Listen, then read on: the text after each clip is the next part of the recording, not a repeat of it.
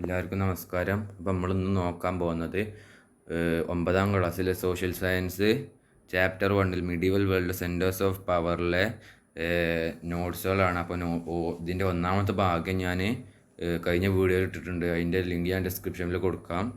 അപ്പോൾ ഇത് രണ്ടാമത്തെ പാർട്ടാണ്, രണ്ടാമത്തെ ഭാഗമാണ്. അതിൻ്റെ തുടർച്ചയാണ്, ഒന്നാമത്തെ ഭാഗത്തിൻ്റെ തുടർച്ചയാണിത്. അപ്പോൾ നമുക്ക് നോക്കാം ഒന്നാമത്തെ ടോപ്പിക്ക്, ദ ഒട്ടോമൻ എംപയർ. അപ്പോൾ it was believed that the Ottoman Empire was founded towards the least part of the 13th century by one of the tribal leaders of Turkey, Usman. Usman. He was called Uthman, and it's from this that the name Ottoman was derived.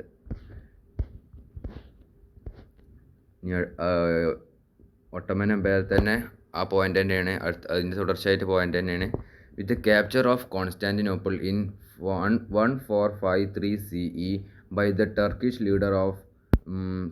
Leader Muhammad II, the Ottoman empire was strengthened. ഇനി അടുത്തതാണ് Ottoman empire തന്നെ ഒരു എംപററാണ് സുലൈമാൻ. അതിൻ്റെ ഒന്നാമത്തെ പോയിന്റാണ്, the Ottoman empire reached in its zenith during his period. രണ്ടാമത്തെ point, he was known as the al Qanuni, the law giver. Next point, he codified the Ottoman loss.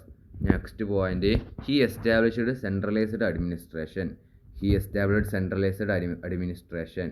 ഇനി അടുത്തതാണ്, the Ottoman empire disintegrated after the First World War. Ottoman empire First World വാറിന് ശേഷം disaster ആയി എന്ന് പറയുന്നത്, ഡിസ്റ്റിഗ്രേറ്റഡ്. Next നമ്മൾ നോക്കാൻ പോകുന്നത് the Mongol Empire.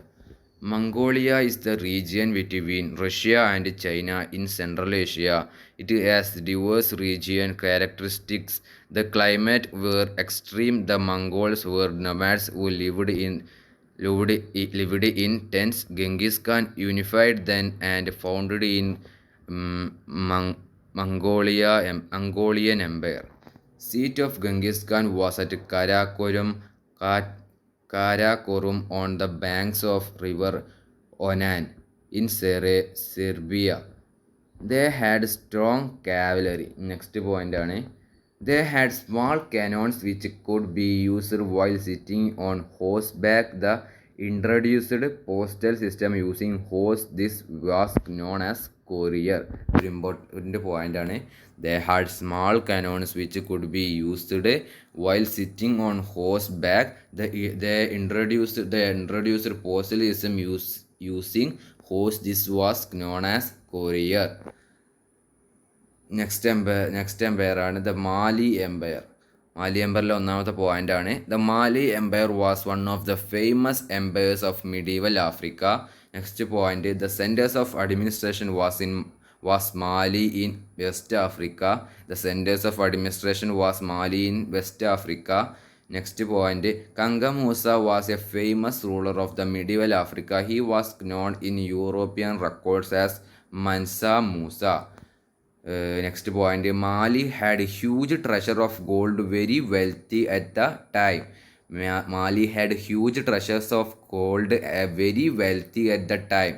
Next point, Timbuktu, most important cultural and commercial centers of medieval Africa. Most important cultural and commercial centers of medieval Africa. Merchant from Venice, Granada and Genoa reached Timbuktu for marketing gold and ivory. അതൊരു പോയിൻ്റാണ്. Next point, അവിടെ തന്നെ slave centre ഉണ്ടായിരുന്നു. Next point, university of Timbuktu attracted students from all parts of the world. അതൊരു പോയിൻ്റാണ്. University of Timbuktu attracted student from all parts of the world. ഞാൻ അടുത്തത് great mosque, leading centre of Islamic studies during the medieval period, constructed by Kangam Musa at Timbuktu. Great mosque എന്ന് പറഞ്ഞാൽ leading centres of Islamic studies during the medieval period, constructed by Kankan Musa at തിംബുക്തു. ഇനി നമുക്ക് നമ്മളടുത്ത് നോക്കാൻ പോകുന്നത് China and Japan. China and Japan എവിടെയാണ് സ്ഥിതി ചെയ്യുന്നത്? ലൊക്കേറ്റഡ് ഇൻ ഏഷ്യയാണ്. Next point efficient and administrative system. നമുക്ക് ഓരോ ചൈനയും ജപ്പാനും കൂടി വേറിട്ട് പഠിക്കാം. നോട്ട്സ് നോക്കാം. ചൈന ചൈനൻ്റെ ഒന്നാമത്തെ point, initial stage ruled by Tang dynasty, the sovereignty of the country was vested in emperor. State officials were selected after conducting competitive examination. ഇത് ചൈനയിലുള്ള ഒരു പ്രധാനപ്പെട്ട ഇതാണ്. State officials were selected after conducting competitive എക്സാമിനേഷന് ശേഷമാണ് അവിടെ state ഒഫീഷ്യൽസിനെ പ്രഖ്യാപിക്കണേ. പിന്നെ അടുത്തത് based on criteria of education and excellence. Based on criteria of education and excellence.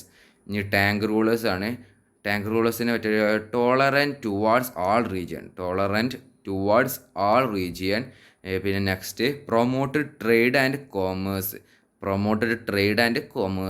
Tolerant towards all region, promoted trade and commerce.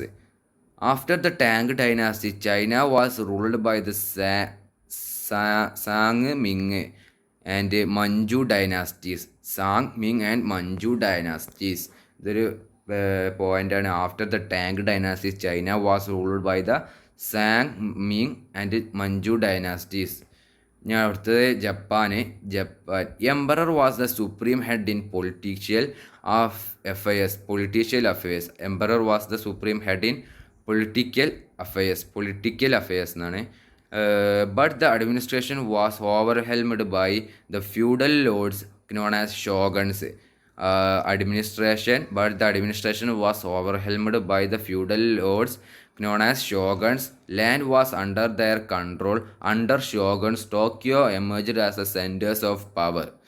Next നമ്മൾ നോക്കാൻ പോകുന്നത് medieval Africa. From the ancient time onwards, indigenous civilization prevailed in both North and South America. This civilization continued to exist in the medieval period also.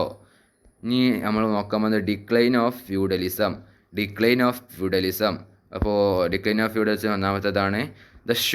The socio-political economic system existed in medieval Europe based on land was known as feudalism. The socio-political economic system existed in medieval Europe based on the land was known as the feudalism. From the 15th century onwards, feudalism began to decline in Europe. അപ്പോൾ ഇതുവരെയുള്ളൂ നമ്മൾ ഇന്നത്തെ notes. അപ്പോൾ വിക്ടേഴ്സ് ക്ലാസ്സിൽ ഒന്നാമത്തെ chapter കഴിഞ്ഞിരിക്കണേ. അപ്പോൾ എല്ലാവരും പെട്ടെന്ന് എഴുതാൻ നോക്കുക.